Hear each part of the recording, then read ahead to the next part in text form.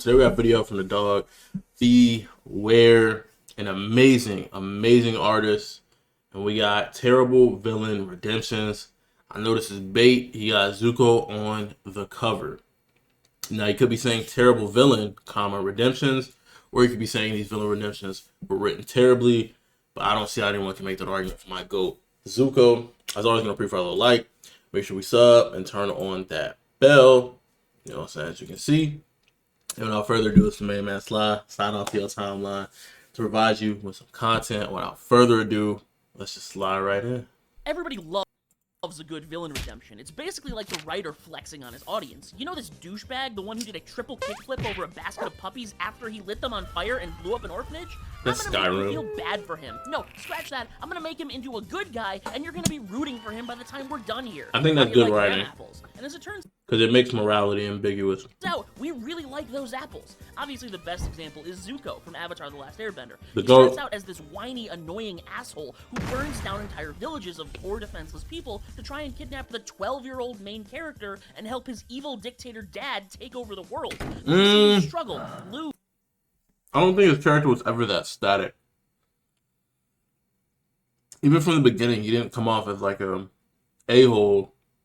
He came off as someone desperate for his father's attention. Which, like, despite his rough demeanor, makes him appear as a softer character. Because anyone with a certain degree of confidence or dominance in who they are, they don't need someone else's attention or opinion. It can be helpful, you can like it, but you don't need it. He kind of like craved it in a desperate way. So he never was that shallow or static for me to perceive him as like an a-hole. It was just more like, oh man, he's working with the enemies. But he's a little deeper than that. You know, he doesn't seem like he wants to do this. He's obsessed with it. Grow and change, fighting against his deeply instilled desire to be honored by his abusive father. So by the end of his story, when he tells his dad to shove it up his royal keister, teaches Aang firebending, and defeats his This Pete. insane sister Azula, all we can really say Not even, bro. He even tells his dad's like, oh, what are you going to do? Like, fight me? You want to get revenge? And he's like, no, it's not my destiny to take you down. Character came full circle, bro. It's amazing. That's pretty good. But Zuko's journey is so good because it's believable. We get to spend enough time with him that we understand why he was such a dick. We feel empathy and we watch him suffer for his poor choices and organically come to realize his mistakes. A bad villain redemption is just when you skip all that shit and try to cash in on the feelings of growth and change with no work. It's like investing $1 and trying to withdraw $1 million from your Robinhood account the next day. It's not Case in so. point, Kylo Ren. Oh boy, where do I begin with this dork? He starts out pretty badass, Dork? honestly. This Darth Vader wannabe who's like the inverse of Anakin. He's dedicated to the dark side, but struggles against the empathy and light side pulling on his heart. So he does what any sensible I did not know he had a schnoz like that. young man should. Pulls a pro-gamer move and kills his dad. That's right, Han Solo, beloved hero of the What? OG trilogy. To really cement that he's totally legit evil, guys, I promise he's a very It's so stupid, though. It's like, making that decision was like, again, it bothers me when people, instead of taking on an identity, do things they think that identity would do. Because then you're not embracing it. Let me give you an example. Say he actually loved his dad, but he just tried to pack his dad up because he thinks that's what a good villain would do. In trying to conform to what you think a good villain would do, you're not even a good villain. You might not even be a villain. You're corny. You're a cornball. You can't progress the craft. It's like being an artist, right? But instead of being inspired and creating your own original pieces, you just magically create a piece that people enjoy. And it's based off what people have already enjoyed before. then And it's to appear as like a good artist. But you're not improving the craft, whether that had been painting or whether that had been music. You're just doing this repetitive thing. You don't stand out. You, in doing this thing to try to be a great artist, you just become a backdrop. Oh, this guy exists, you know? in the next movie, he tries to have his mom killed too. Unfortunately, he didn't know she was playing on creative mode, so This nigga was sitting here spamming main character events, but you're trying too hard, brother. He channeled all of that gamer rage into killing Snoke, trying to get Rey to become his evil goth GF, and when she said no, declaring himself God Emperor of Mankind. I mean, Supreme Leader of the First Order. So that's it, right? There was set up for him to maybe make a change in his second movie, but he didn't take it. He's completely, definitely for sure. So he should be evil. And in the third movie, when he tries to kill Palpatine in order to keep his throne as king of the bad boys, and Rey defeats him, he goes out in a blaze of glory. Ultimately a tragic character and a sobering reminder to our heroes about the danger of the dark side's allure. Just kidding. Han is back, I guess, as a Force ghost somehow, maybe, even though he doesn't look like one. That's kind of cool. This short interaction is enough to completely... Am I reading this right? Yeah. Change his entire character. Is enough to completely flip Kylo Ren's entire motivation. And that's kind of terrible, I'm not gonna lie. But okay, that was stupid rushed, but at least we get to see him live out the rest of his days making amends for his many sins. And he dies immediately? Yeah, okay. it's like... Should have seen the over-under on that one, honestly. That's my bad. This crazy heel turn out of nowhere not only feels completely unearned, but it barely lasts like 20 minutes. Yeah, it's like, not only is it unearned, which decreases the value of the payoff doesn't last long enough at that such short of value for it to like matter. Like Zuko, or even Vegeta, it's built up throughout the entire story. And then when they do change, it lasts for a long amount of time, and they even show that they don't just go from worst of the worst to good of the good. They go from worst of the worst to worst but morals to middle ground to chaotic neutral to, you feel me? They never truly become, I mean, in Zuko's case, he does become lawful good, but it's over the entire arc of the story. And it's like, even at the end, even at, you know, the points that are relative and current, I said relative instead of relevant, they still acknowledge that they have room to grow rather than it being like a, oh yeah, I'm the best great guy there is, and then character's over. It's a cop-out from the writer. Try and live in a world where everyone remembers him as this crazy villain who blew up whole solar systems. But exactly. He did too many no-nos, so the only way for him to be redeemed they wrote him out, dying. It's like if Genghis Khan suddenly realized. Exactly, and then they're gonna go, oh, we only won because of his sacrifice. That pillaging and burning down villages wasn't all that funky fresh, actually, and immediately gets struck by a meteor. What's the point, then? We know Rey would have been fine without him. She never loses. She could probably come back from death by herself. How do you know she can't? We've never even seen her try. Ben Solo reminds me a lot of Snape from Harry Potter, member of and representative for the objectively evil House of Students. He spends the first 6 movies bullying a teenager and consequently getting dunked on, until he eventually kills the chill principal and takes over the school for Magic Satan. Pretty bad guy, huh? But uh-oh, old JK's got a sneaky little twist for us. Snape was secretly a good guy the whole time. He was a double agent against Voldemort. When he killed Dumbledore, they agreed on it beforehand. And all those times he bullied... That's still corny, honestly. But I would need to see, like, little bits and pieces of, like, foreshadowing that I don't quite understand yet.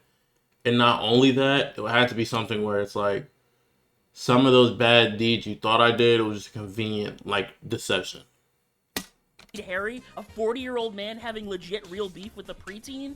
That's just because he's an incel who was in love with Harry's mom.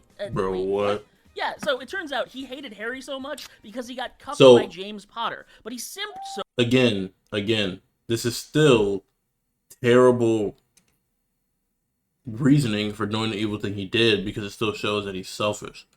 So yes, there can be good guys that are only for their own intentions. That's like kind of what anti-heroes kind of are.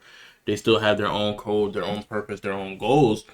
But if you're going to try to make this reveal in a way where it's like, okay, it's relevant and compare it to the greats, that selfishness can't really be there when the reveal happens. It needs to be like, oh, maybe it was there and I got rid of it. But if your whole thing is like, oh, it's still there actually. You know, I did a bunch of these good things, but this really bad thing that you know I did, I meant that shit. It's like, it don't hit no more, you know? So hard that he promised to protect the kid anyway. So, since he was bound by his simp promise to Lily, he bitterly watched over Harry while also taking out his rage at James on him. like a good guy. But once all this is revealed, he can at least spend his remaining days undoing the harm done by Voldemort, and oh, nope, he's gotta die, obviously. Silly me, we all know that is the only way to truly redeem a villain. It is so lazy. It's too rushed. I'm sick of Yeah, seeing it's bad very guys lazy. turn good just to get iced by the plot. Like Billy in Stranger Things. Genuinely a really great character. He's the definition of a 1980s Giga Chad. Tight jeans, mullet, sleeping with people's moms. He's the ideal male specimen. And he's scary. He treats Steve Harrington, the bully from season 1, as the one who's getting bullied now. He's got a great backstory, been abused by his dad for years, and taught to be volatile, racist, and dominant. You can empathize with him without condoning anything he does. That's a great villain. That's a then good, the Mind that's Flayer good sends a redemption. little slug thing to crawl up his nose or his butt or whatever, and suddenly Billy's the one on the defensive, his body being puppeted around to kill and co-opt other people while he struggles to gain control. So when the kids are all gathered in Starcourt Mall, facing down the Mind Flayer with Billy right there ready to kill them, Eleven reaches into his mind to show him his mom's loving influence instead of his dad's, and Billy finally overcomes the Mind Flayer, freeing himself from its control, completing his character arc, and why is he dying, bro? He gets shish kebab. Or what about Loki in the MCU? Bitter younger brother of Thor who tries to steal They kind the of throne fixed it with the Asgard, TV and show. when that doesn't work, he just strolls up to New York with a Chitauri invasion to casually commit a few dozen 9/11s. Wait, hold on, what did he say? He just strolls. Bitter younger brother of Thor who tries to steal the throne of Asgard, and when that doesn't work, he just strolls up to New York with a Chitauri invasion to casually commit a few dozen 9/11s in an attempt to take over the whole world. When that doesn't work, he gets thrown in prison, and the death of his mother seems to legit make him turn a corner. But nope, Lamau, he takes Odin's place and pretends to be him and rule Asgard. But you also have to keep in mind, though, it's not like the thing with his mom didn't affect him. That's why this is not as bad of like it could still be considered a terrible redemption, but out of the terrible redemptions, it's low on the list. You get what I'm saying? So if you're number 10 at worst people, like this list is out of being the worst, and you're number 10, that means if we had a list of like being the best, and let's say there's only 20 or 19 total slots, you would now be number 10 for the worst. You get what I'm saying? I mean, you would now be number 10 for the best. You get what I'm saying? So, like, he's still technically in the middle. He's kind of in that limbo zone between very, very bad and very good. But when that doesn't work and Thor finds out, he gets ousted and dragged along on a journey where Odin actually dies, and he has to help Thor save the people of Asgard from Hela. And now, finally made some semblance of peace with his brother after all this time, he gets to face the consequences of his actions and all the lives of the Earthlings he took. Yeah, no, Thanos kills him immediately. You see what I'm talking about? Loki's a little more bearable because, let's be real, he's so damn likable. It's kind of easy to just forget about all of his atrocities. Even in Ragnarok, when he's on Earth with Thor, no one cares that he's there. They just want a selfie. Would you feel that way? Would you ask for a selfie if you saw Joseph Stalin on the street or R. Kelly? I know I wouldn't. But well, they weren't Loki asking for a skates by on selfie from him. Even after he's brought back in the Disney Plus show, they managed to get him caught up on his character development at that point by having him watch a movie. Because that's about as impactful as his turn to good was at that point. But the good news is, we then got 2 whole seasons where they actually turned his transformation into someone with kindness and empathy. So maybe that's the solution. If you want to redeem a villain, kill them as punishment and then bring them back to live a better life. Yeah, it works in Dragon Ball Z. But the reason it did work is because the death was not a permanent death. So, like, ignore the death part and look at the character from beginning to end. This is the best way to think of it is character development is displacement. There are so many things that can happen. You can go to good, you can go to bad, but the character development at the end of the day is displacement. Are you still bad or are you still good? If you started good and you're still good, your character hasn't really developed much if we're just looking at the displacement. And then, once again, if you started bad and you're still bad, same accord, but if you started bad and now you're good, or you started good and now you're bad, there's something there. And then when you look at the distance, the journey, the individual things that determined to you mentally whether they were good or bad, then that comes in whether they're terrible or were they good. Just off the displacement, if the displacement is all that mattered, then you can say it's terrible. Like if the character went from evil and then, I don't know, someone says, hey man, what if I peed in your cereal? And they become a good guy. The distance from bad to good was like this. It took one event. So like that little jump is irrelevant because they've done this much evil. So the jump makes it seem like they're here in the evil and now they're here in the good, when in reality they should just be somewhere like right there. You get what I'm saying? So it's a shallow character arc. But if they go from doing very, very bad things to doing very, very good things, and they acknowledge this doesn't make me a better person, I just feel like this is what I need to do, they start to slowly crawl up to the point where you start forgetting about what they did. And then when you look at their entire character, you see the displacement. They went from bad to good. Some character development there. How did that happen? Well, that was actually peak cinema. You can even look at it from bad to good with Anakin. It's like that's what I feel determines it. Obviously, there's more separating qualifying indicators, but like if you think about it like discipline, say discipline. If you think about it as displacement, and then to determine the quality, think about it as distance. It becomes a lot easier in my mind to at least like visualize a rough sketch. Vegeta is a genocidal maniac who blows up planets when his ego gets bruised. He's put in a pickle when they have to fight Frieza, and absolutely that boy be taking that boy was taking like, back hey, shots maybe from I'm Frieza. not the raddest and sickest dude ever in the history of ever. And then he gets killed. When he comes back, he's still a gigantic asshat, but one who's not interested in genocide anymore because he has new hobbies. He like never wanted to do Yamcha's genocide. girlfriend. And over the course of like 10 years, he slowly mellows out. His old prideful self flares up when It's because his pride is a part of his character. Everything else was nurture. It was forced upon him. Saiyans are aggressive. Saiyans do this. The first Super Saiyan I've ever seen in my life became a Super Saiyan because he cried at the death of his best friend. Maybe I don't know much about my people as I thought I did. And it's a low-class warrior. A class that we came up with, but this is stronger than me. Maybe it's his mental fortitude. So he trained and trained and trained. That's all I know. That's the only way I can think about catching up to this. Him and Trunks unlock the bulky Super Saiyan. Goku pursues mastery of Super Saiyan through his martial discipline. Vegeta doesn't know martial arts. He has fighting ability, but he doesn't know martial arts. You get what I'm saying? The humanity tied to martial arts and desire to leave something behind for other people. The desire to improve on what your predecessors have left you. The desire to improve yourself. And once he learned about that, the growth happened slowly. And as he wasn't being forced to do genocides, there's no reason to see him as a villain. The only bad things he's done, he was ordered to. And he could have, denied them, but he would have gotten packed up. And then he wouldn't be here to do the good things that he does. And through learning himself, he learns a lot about Goku, or as he calls him, Kakarot.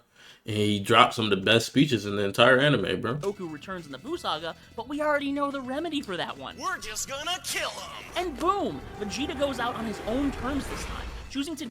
Exactly, on his own terms, choosing to sacrifice his life for someone else. So it's more of a matter of we've never seen his actual character. We've only seen what was programmed.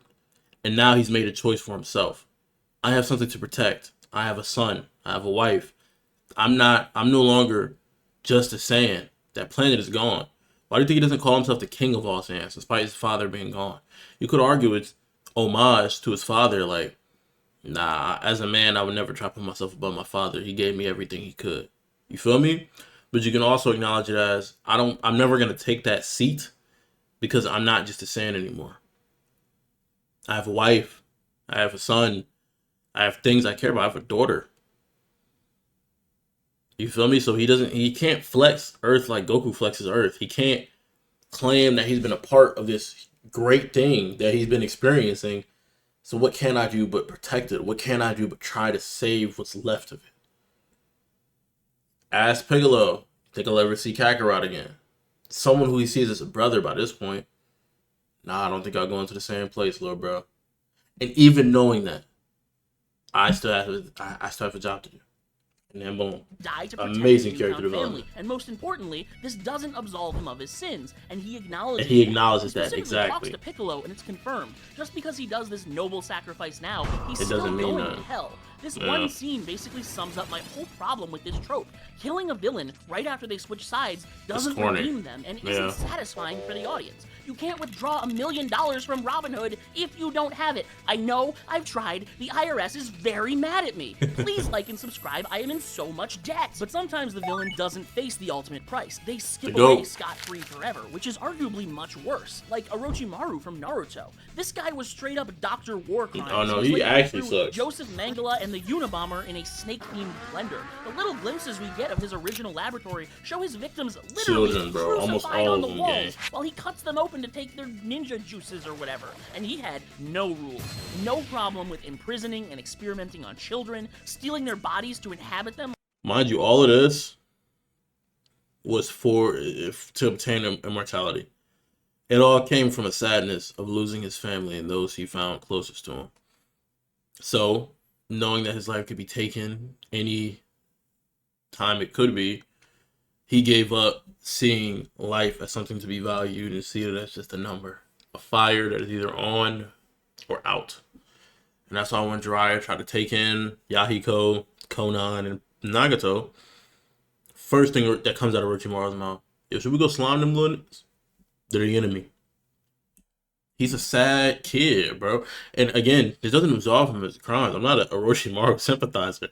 You feel me? But to understand the narrative of his character, you know, it's not bad. It's not the best redemption, but it's like, he's still who he is.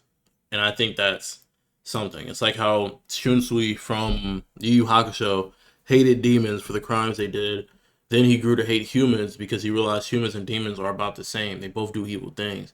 But demons are more honest with themselves. So he respects them more than he respects humans who put on a front but are willing to do evil things behind closed doors. Like freaky Fletch Gundams, or trying to assassinate the ninja president because of His sensei, by the way. And what's craziest about Orochimaru, like every single Naruto character has a tragic backstory where they were turned into a weapon or ostracized from their society or family. Grand, epic tales that reach into your chest and rip your heart out and make you care about those little ninjas. And Orochimaru, he is an orphan who saw some snake skin one time. It made him feel a little goofy, a little silly, so he decided to do some torture and mutilation about it.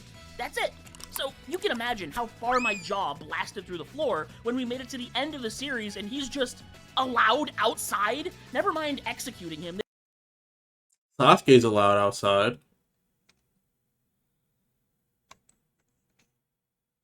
Tried to kill Sakura.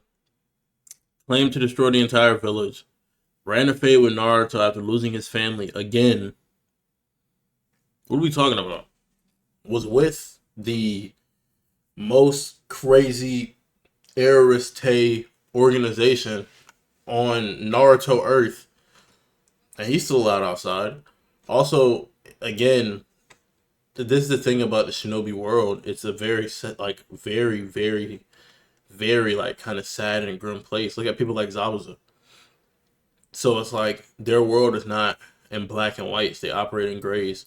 Konoha are the good guys, but they still have Anbu Shinobi. They still have an organization of people who torture people to get information.